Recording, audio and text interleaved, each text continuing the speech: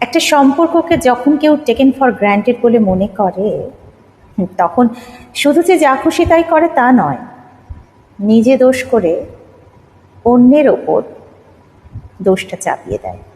আর তার কাছেই ব্যাখ্যা চায় কেন সে দোষ করেছে, কেন সে অন্যায় করেছে। তার মানে কি, যে মানুষটা দোষ করেইনি, অন্যায় করেইনি, তাকেই ক্ল্যারিফিকেশন চাওয়া হয় তুমি কেন এটা করেছো।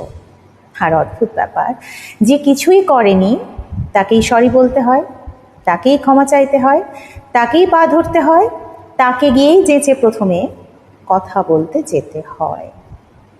কিন্তু কেন? এই ধরনের মানুষকে কেন টলারেট করবেন দিনের পর দিন? নিজের বিশ্বাস কোথায় গেল? নিজের আত্মবিশ্বাস কেন জাগ্রত হয় না? নিজের আত্মবিশ্বাসকে এতটাই জাগিয়ে তুলুন যেখানে এরকম একটা মানুষের ওপর আপনাকে ডিপেন্ড করতে না হয়।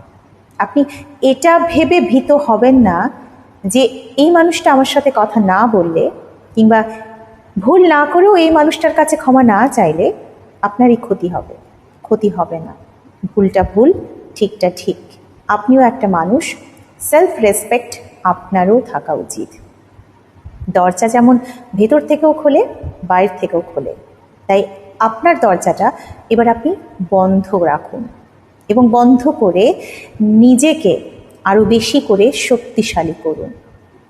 নিজের ক্ষমতা নিজেই দেখতে পাবেন, বুঝতে পারবেন আপনি কোনো ফেলনা নয়। আপনারও বাঁচার অধিকার আছে মাথা উঁচু করে।